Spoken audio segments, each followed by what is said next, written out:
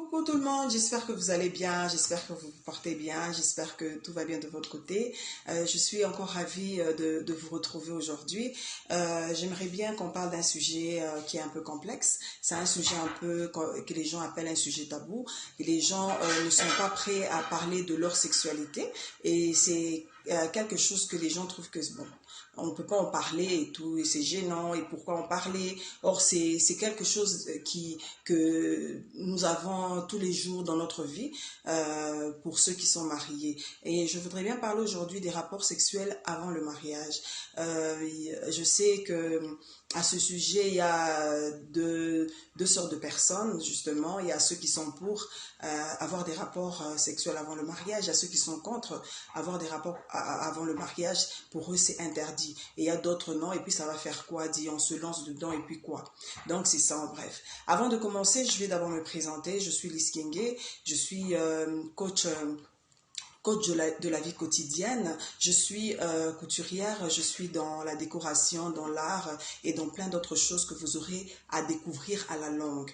Et ce qui est vrai, c'est quoi? C'est que comme je disais au début, il y a deux sortes de personnes quand on parlant comment je dis, rapports sexuels avant le mariage, il y a deux sortes de personnes. Il y a des personnes qui sont pour et il y a ceux qui sont contre, qui sont vraiment contre et se disent mais pourquoi avoir des rapports avant le mariage à cause d'une conviction religieuse?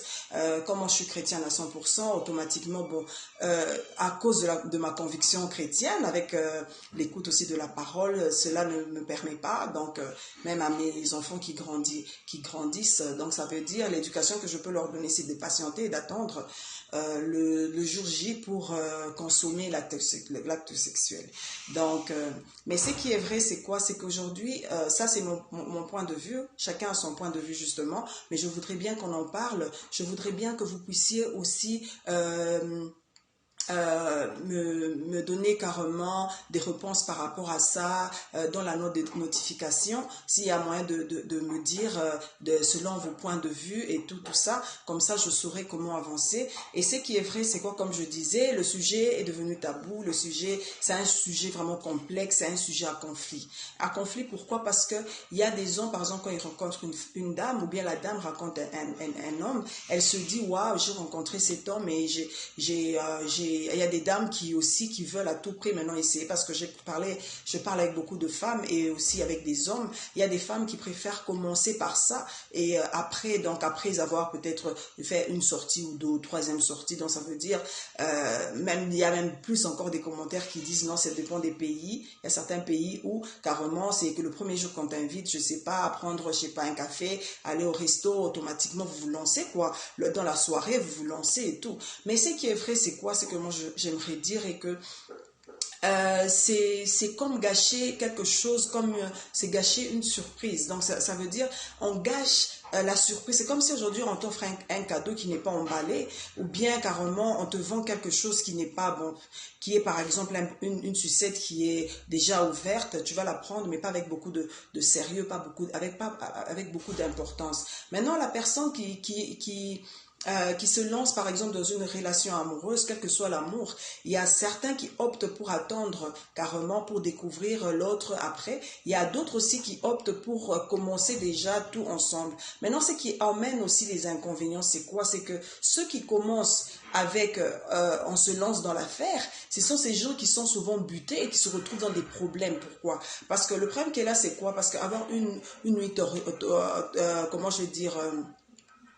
une nuit pleine de bonheur et tout, et vous venez à peine de vous connaître, vous ne vous connaissez pas, vous vous êtes connus peut-être par SMS ou bien en cours de route, vous voyez comme ça, c'est la flamme qui commence et il y a une grande flamme entre vous deux, vous vous retrouvez, c'est l'amour fou. Et en soi, quand vous sortez, la première sortie, deuxième ou troisième, même dixième sortie, vous vous lancez, vous dites au fait, il faut absolument qu'on se lance dans ça et tout, et réellement vous vous lancez, mais après, maintenant quand vous faites vraiment connaissance, naissance, il y a des réalités qui viennent maintenant. Là, maintenant, on commence à faire le constat que la femme, elle est insolente, elle n'est pas propre, elle n'est pas ceci, elle n'est pas cela. Et la femme aussi voit que l'homme, il est violent. L'homme, il est pas gentil, il a des paroles méchantes, il est trop dur dans ses mots, il est orgueilleux, tout ça. Et automatiquement, tout ça, ça casse cet amour. Et le fait que vous n'avez même pas encore fait fusion, c'est ça. Parce que en soi, les relations, même dans les fiançailles, le début, c'est toujours difficile. Donc, ça veut dire,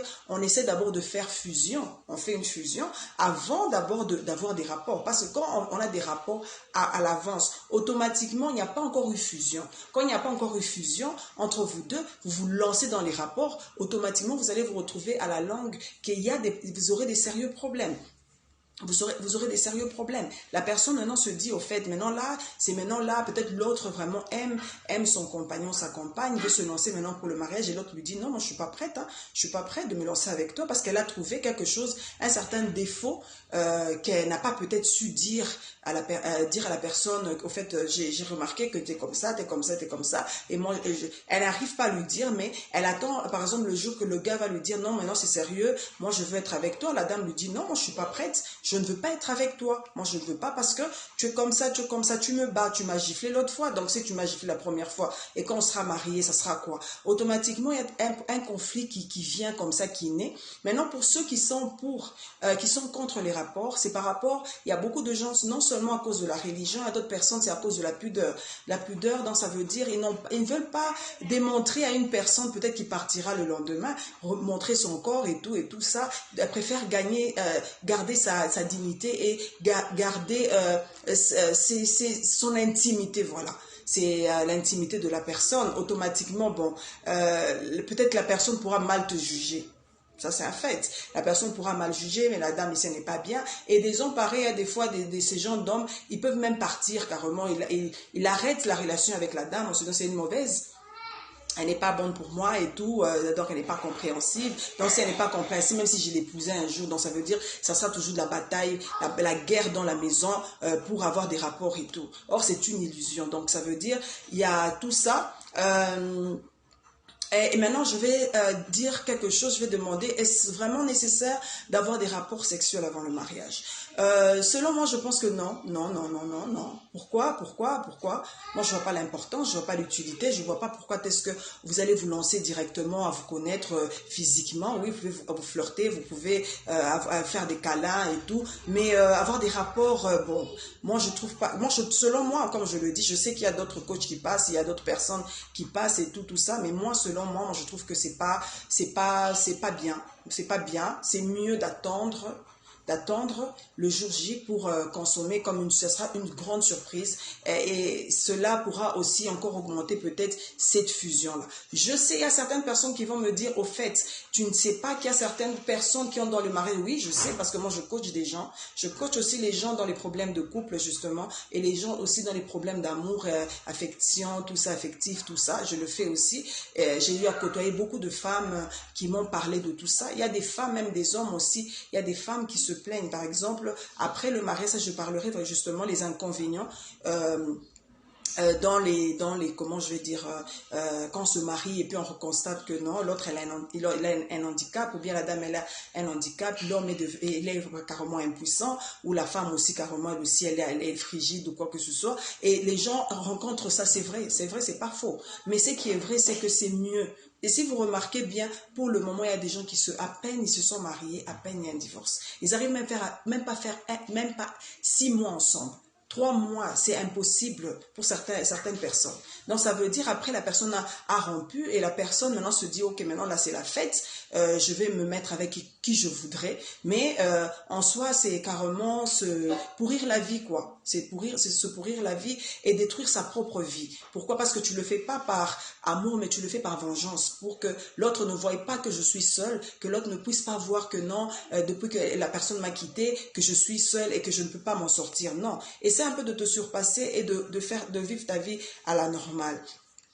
Et maintenant, il faut savoir trouver des terrains d'entente. quand vous rencontrez l'homme et la femme, essayez de trouver des terrains d'entente dans le sens de dire non, en fait, il faut patienter. Parce que la patience est aussi l'un des fruits de l'Esprit de Dieu. Donc, ça veut dire la patience aussi peut aider aussi à ces gens-là de patienter pendant un temps. Parce que la dame aussi peut se dire non, en fait, si je dois demander au gars de patienter, sûrement qu'il ira voir ailleurs. Ma chère, même s'il va voir ailleurs, même si tu es avec lui, si c'est quelqu'un qui va toujours voir ailleurs, il ira voir ailleurs. Donc ce qui est vrai, c'est quoi? C'est que si la personne est fidèle et ferme avec toi, il le sera pour toi. Mais si c'est un coureur, il sera toujours coureur, même si tu lui donnes, même si tu lui donnes pas. Il sera toujours coureur. Peut-être même si tu lui donnes avant le mariage, c'est quand il va même te fuir. Ça vaut pas la peine de chercher à se faire aimer. Parce que si l'homme t'aime, vraiment parce qu'on dit que le mari aime sa femme et que la femme soit soumise. Si l'homme t'aime réellement, il va patienter. Il va attendre. Il va attendre, c'est pas par obligation, mais il va attendre parce que c'est comme ça. Il faut qu'il attende pour ne pas gâcher cette surprise-là. Et en soi, en conclusion, j'aurais peut-être à développer prochainement, s'il y a des questions, justement, si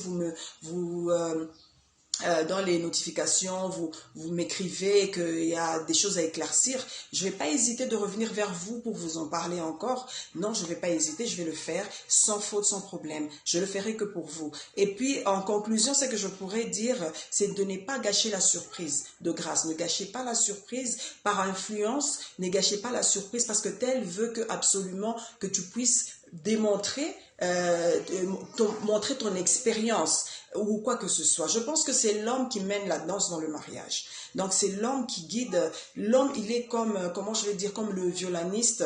Donc il a le violon ou la guitare entre ses mains et c'est lui qui doit jouer le jeu. Donc ça veut dire c'est lui qui doit faire suivre à sa femme le rythme. Donc je pense même dans la sexualité, c'est l'homme qui fait suivre à la femme le rythme selon lui. Même si la femme a eu à connaître plusieurs hommes, elle a été dans la prostitution ou bien elle a connu beaucoup d'hommes dans sa vie, cela n'empêche pas que son homme puisse aussi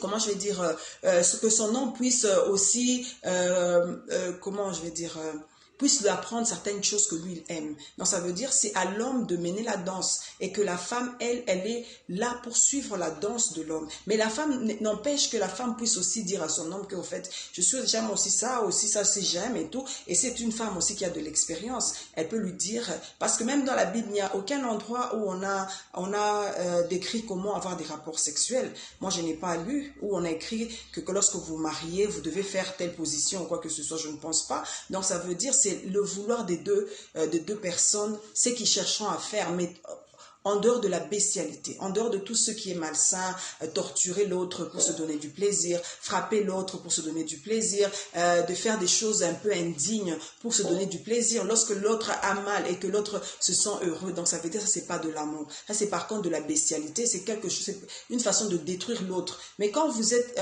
vous vous entendez, vous allez former aussi un couple compatible. Ça veut dire vous allez vous agencer afin que vous puissiez former un couple compatible et qu'ensemble vous puissiez jouir de ce bonheur de la sexualité. Donc c'est ça en bref. Je voudrais bien que vous ne puissiez pas oublier de mettre des pouces bleus et la cloche de notification, ne l'oubliez pas de grâce, et de vous abonner à ma chaîne YouTube. Je vous embrasse très fort et bisous, portez-vous bien. Bisous et à la prochaine.